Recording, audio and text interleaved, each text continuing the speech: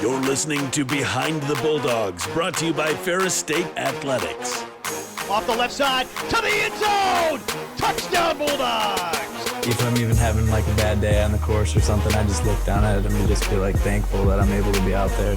Making sure that we're like where our feet are and we're not thinking about outside distractions. Hello, everybody. What's up? Welcome back to another great episode of Behind the Bulldogs. Brandon Worth, Tatum Outlaw, giving you the good stuff in Ferris State Athletics as always. Little unique episode here today, Tatum. Yeah. Very excited to get the people a little bit of an inside scoop that they never thought would be on the show. Yeah, this is a very informative episode, yet super fun, I think.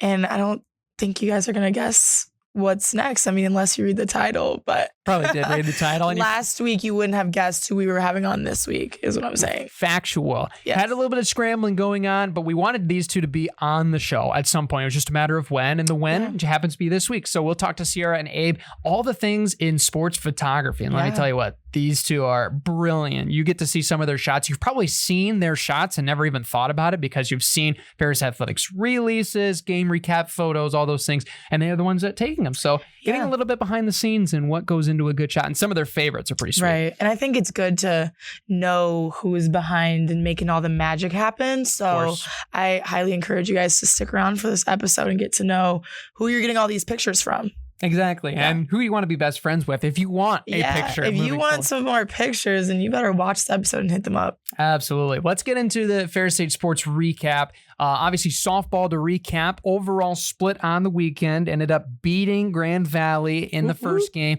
Just a tight loss in the second game. Battled back against Purdue Northwest. A very, very good second game. Lost in the first one. So overall split on the weekend. They're going to have 2 games coming up here this week. We'll get you the details here later on in the episode. But this team, especially, the batting hasn't been as far numbers-wise as it was earlier in the month, but the defense and pitching has been lights out, and that's why they've won 6 of their last 8 games. Yeah, I mean, I can agree with that. I think split's better than nothing, and I think that they can always come back with these teams, but overall, they've been having a really good season, and as you said, defensively, they've really just been stopping these teams as much as they can. So, of course, we obviously love to see wins, but sweeps are pretty sweet. Yes. And tennis got some sweeps over the weekend. Roosevelt and Purdue Northwest, men's and women's. Get out the brooms. Good work from our tennis teams, especially in this part of the season. And Coach Doran stresses it, especially if you see or hear from him on Fair Sports Update or whatever it might be, if it's a recap or a release or something, he always talks about how pivotal it is at the end of April. And a lot of these spring sports, right? It doesn't matter necessarily how you play in March, early March, but late in April is when you want to be at their best. And right now, they look pretty darn good going into GLIACs coming up. It's always nice to see some tennis wins. And I know I see them work hard all the time. So it's really nice to see all that hard work pay off. Absolutely. And of course, track and field the same way. They are killing it. They're crushing it right They now. are Great results across the board. Total of 12 all-time top 10 program history marks. Wow. That's good stuff. I was just scrolling on Instagram and I saw the people who were making all of these records, and I'm scrolling through. I'm like, there's more.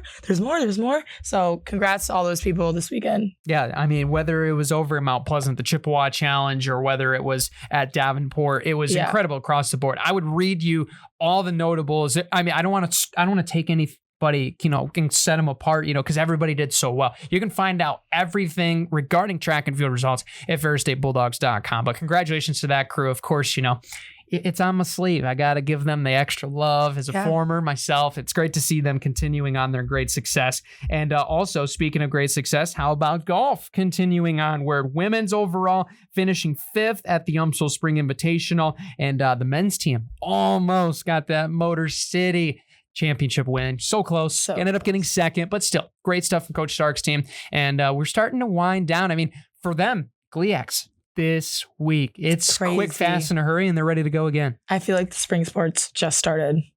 I know. Like, what was it, a couple of weeks ago? I feel like the fall sports just started. I feel like everything just started. Wait, where's the time gone? Where is fall? I don't even know. It's winter outside, and it's supposed to be spring. It doesn't make any sense. Where's the time gone? I don't know. I mean, we're already 5 minutes in this podcast, and I already forgot what I had for lunch. So anyway, also, congratulations to our Ferris State football team once again. Got some love overall over the last couple of days. They went down to the parade downtown, which you guys showed up for. It was awesome. Got to hear and speak with some fans. They were super, super happy to be able to be supportive. And also they went down to Lansing actually today as we're recording this early on this week to go to the state capitol and visit with our great local representatives, with the governor, and being able to show off the Bulldog in some real high and nifty places. Yeah, it's always nice to get any of the sports teams involved within the community because the community is just such a great support for all of the teams. So I'm just glad they can get out, get recognized, and just be involved. Of course. And we can't wait to see what all of these teams have in store over the next couple of weeks. So make sure that you subscribe and follow along with the show so you don't miss out on anything coming up here in the next couple of weeks. It's going to be too quick. We're going to be talking about time flying, and it's already going to be May and everyone's graduated. I know. Too fast. Time flies when you're having fun. Of course. Speaking of having fun, we had fun with an interview coming up, so we might as well send you over there with Abe and Ciara of Ferris State Sports Photography. Now joining us here in the interview room, we have a pair of very special guests. Some would say athletes' best friends that they've never met. I'd say so. Yeah, we got photogs here with us, Ciara Brooks and Abe Kraus. Guys, welcome to the show. Thank you for having us. Absolutely. And we love to bring on some, support staff, especially on the show. We had Cam from Equipment back too long ago. And it's very exciting because you guys have a very pivotal role in sports and how fans observe sports, how the athletes are able to cherish their memories. What inspired you, first question, into doing sports photography initially? You want to take it? Sure. Honestly, when I first came to Ferris, I wasn't even thinking about doing sports photography. I was just kind of here just to do video stuff. And then I would say about second semester freshman year, I met one of the track sprinters. She contacted me with Justin, and then it just kind of launched from there, basically, for me. Wow. Okay. Abe, how about you? For me, it's actually a really funny story. I had no interest in any photography whatsoever. Like none? None. Zero. Okay. Yeah. Actually, the only reason I got into it in the first place is because my brother, he came to Ferris. He played for the club soccer team. Okay. And he asked me to do photos for them. I started off on my iPhone 13. Took photos on that, upgraded to a T7. And then I met the volleyball coach's son. Wow. Tyler. He put me in contact with Tina, I believe. And Tina put me in contact with Robin. Then ever since I've been doing photos for athletics. Wow. Yeah. Cool. Would you look at that? Yeah, it helps to know people. Seems like you guys just kind of didn't really expect to be where you are now. Looking ahead, what do you want to do with photography, like career-wise, once you're done at Ferris? I definitely want to get into photography full time. Being at Great Lakes Saloons, that definitely has launched a lot of opportunities for me and growing experiences. Very cool. I want to be a team photographer somewhere. I don't know if I get the opportunity to do it like at the NFL or NHL or one of those major sports companies, I would take it. But I love the like personal connections I make at the D2 level, or even like if I have the possibility to go D1, do photography there, I would love that. Absolutely. And it's great to have so many great talented student photographers as well. We have some great full-time photographers too that are jealous of you guys are in the chairs right now. We'll get them on later eventually. But what's the number one thing that you guys look for when you're at an event? You have the kind of some shots you might have in mind or some things you want to try. What's the number one, like kind of your thought process, the first step into the shot that you want to get for a particular game, kind of your go-to? I typically watch other photographers. So like when I'm at a hockey game, I usually see where like Abe is or Kevin or Luke, usually kind of see where they are, kind of getting a shot list from that. And then when I'm doing usually track, I also kind of follow like other photographers around there. Photography is just kind of like, it's just run and gun like type of thing. You just have to just kind of think on the fly really quick. Some of my best shots were just kind of like running over there really quick, taking a picture and then looking back. I'm like, oh, actually it doesn't look that bad. Sometimes the pictures, like I get like super crappy pictures, and sometimes it's when I'm just actually sitting there waiting for the shot. Yeah. So sometimes I don't know how you are, but like I get like some of my best shots when I'm just like in a rush in a way. I don't know. I followed for like my first year working, I followed Ben a lot. I know a photographer that's works here, and he taught me a lot on like location, where you should be and what you should look for in photos. And it just kind of came naturally in the sense of like locations and that. And then like shot wise, I just look for celebrations because I love getting that player expression, and it's so much fun to see that happen. Absolutely. Yeah. And we love the celebration pictures. Of course. I have to know, what's the hardest sport to photograph and what's the easiest and why? And I feel like I know which one you're going to say is the hardest. I would say probably the hardest one I've ever shot is volleyball. Yeah, I've heard that. Volleyball's really hard that was like also my first time shooting was over. That's horrible to have that be your first time shooting. Talk about it. I would say probably volleyball was my hardest. It's really fast. Yeah. And you can't predict anything. Exactly. You don't know when someone's going to get the ball. Right. I would say basketball too is hard to shoot. Yeah. I would say track for me is very easy to shoot, but I also ended up doing that for like a year and a half. I mean, it's because I kind of know the flow, like how everything kind of goes. Do. Exactly. You know where they're going to go. Run in a circle. Yeah, exactly. Yeah. See, I find softball the hardest thing to shoot because it's so for like equipment wise, I only have like a lens that can go so far, and you need like a super telephoto lens to reach all these players. And I just don't have the equipment to get that. Yeah. So the shots I want to get, I can't get. And then like for like the indoor sports like volleyball, basketball, I would even throw hockey in there because we have an indoor arena. I find them really easy just because I started on fast-paced sports. So like I can follow the flow and all that. And like when I first time I even shot volleyball, I did find it difficult, but it's just like you eventually, after watching a set or two, you get the hang of it.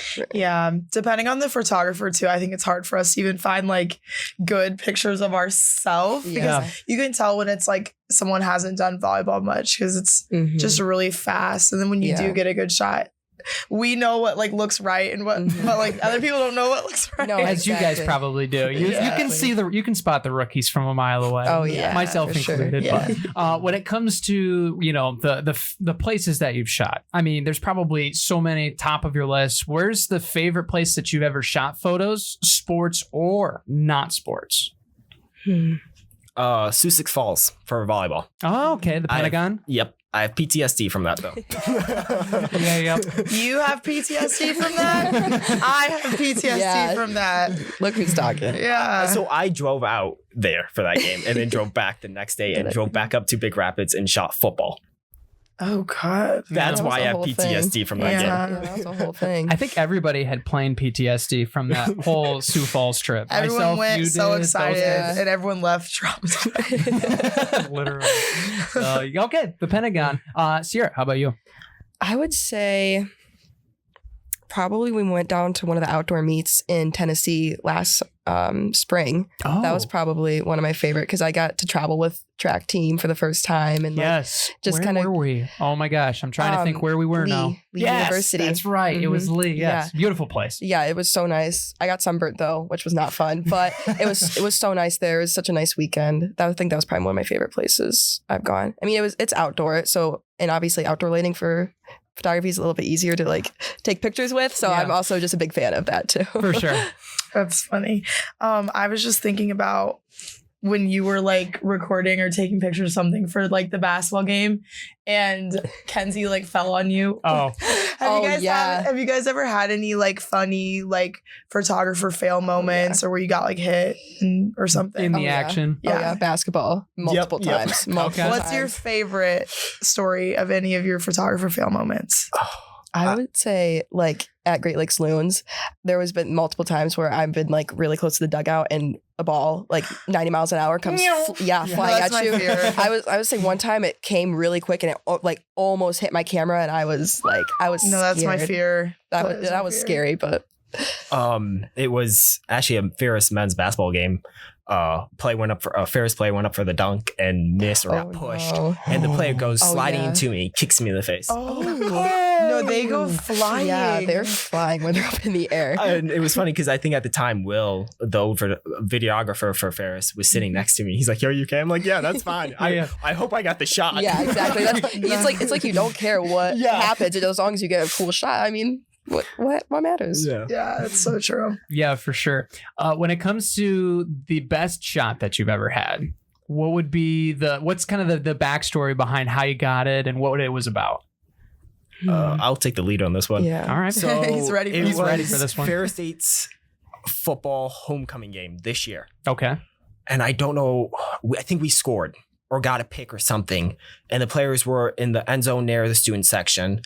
And I don't remember the number of the jersey or anything like that, but I have a picture of this guy dancing right in front of the student section, everyone cheering, and then there's the American flag in the background just perfectly flowing with the photo. The guy's dancing. The background's perfectly like blurred out, so like you can't really, it's blurry in the background. It's a beautiful photo. I absolutely love it. Yeah. We're gonna have to insert that in. We might have to insert that. I can send it to you guys. Please do. We'll put it in post. You probably already saw it if you're watching. You but really described that so well. Like I was picturing you're just like, it too. I see it right And there. then I was picturing it. I have one from I think it was when we played in the semifinals or quarterfinals for football. It was when we got the pick 6. I think it was against Harding or Slippery Rock. Okay. And you just all three of the football players came up to me. One was posing like this. The other two had their arms around the shoulder and they were just staring down my camera. I'm like, this is awesome. I love my job. I think I've seen that picture. Yes. Yeah, that's so Great nice. photo. All right, Ciara, you're up. You can do 2 if you'd like as well, or just one. I think first one that comes to mind was indoor GLIACs this year for track. I think I got a picture of Allie DeLost and Justin Jackson, and they were like, I think she made finals for the 60 I think dash. I've seen this picture. Yes. And she was like bawling her eyes out, and like she was hugging Lacey Zimmerman, and it was such a cute picture. Yeah. And she was like, just like, it was so nice because she was just like, I was so proud of her because she was working so hard over the season, and like I just love those. I have like just a little collection of pictures, but I think the one hugging with Jackson is probably my favorite. Yeah, that's amazing. We actually chatted with Allie and her whole comeback from injury this past year. So the emotion probably immeasurable in that photo. Exactly. Yeah. I just love those, the collection of little pictures for sure. Absolutely. That's awesome. Well, thank you guys so much for stopping by. Last question, of course, before you head out the door. What's your favorite thing about being here at Ferris State and being a Bulldog? I'll let you take the lead. I think it's just the atmosphere. When I toured Ferris, I just love the campus. I love the atmosphere. People are so welcoming versus like other schools. Ferris is small enough for me, but big enough. It's just the perfect size. I just love being a Bulldog. Awesome. I 100% agree on the size thing. It's just like you have this small little tight knit community here, and it's just, you can basically go around campus and be recognized by or get recognized or see someone and just talk to them with such ease. Mm-hmm. That's it's awesome. so nice. For sure. Well, thank you guys so much for stopping by, and hopefully now you'll get some more hellos from our fans and the Ferris State faithful. Thank you guys so much for coming on. Thank you for having us. Big thanks to Abe and Ciara for joining us here on the show. So glad to have them on, and not only that, to like see the work of art. I think that was really cool that we got to add the photos in. It's just a nice touch at the end of the day. For sure. I think the photographers are definitely so underappreciated, and we're always seeing these pictures. So it's really nice to like see the faces and the personality and the hard work that goes into those pictures. Exactly. I mean, some people probably didn't know what they looked like because all they pictured was the person, looking down the barrel. And that's all it is, and it's just crazy the fact that you see the shot, but you don't realize how much goes into it. I mean, the articulate thing, they have to be perfect. All of these things have to come together. They can't be clumsy like me knocking a microphone almost off the table. It's just so genuine. It's so great to have them on the show. Before you guys get going here on this episode of Behind the Bulldogs, make sure you subscribe, leave it to the Ferris State Sports Slate. What's coming up? We had our unified game, probably as you're listening to this, on Tuesday night, which of course is a great event as always. And obviously we're doing it ahead of time, but I'll bank on it. I'll say it. It was a great game. It's always a great time. It was. I'll never miss that event. It's so much fun. It's so much fun. What do we got coming up Wednesday? If you're hearing this, probably as this is released on Wednesday the 16th, Davenport is in town for softball, a doubleheader over across the street from us at the sports complex, 2 o'clock and 4 o'clock.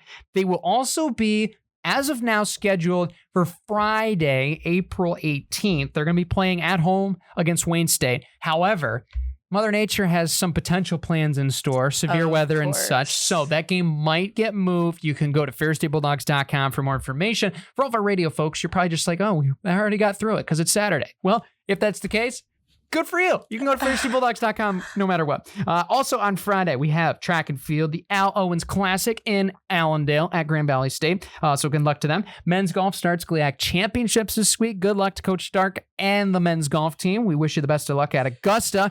Michigan, not Georgia. Of course, it would be sweet if they got to play at Augusta, Georgia. That would be real nice. Be so cool. And then men's tennis will be traveling to Detroit to play Wayne State. 10 o'clock for women's, 2 o'clock for men's. And then overall for Saturday the 19th, we have track and field for Al Owens continuing there on Saturday. Men's golf continues. Softball is slated to play at University Center / Saginaw Valley. That's where that place is located. Nobody really knows about weird. that. It is weird. Just call it Saginaw. It's Saginaw. You're over by the thumb, and you're over there. But they will be playing at 1 o'clock and 3 o'clock there against the Cardinals.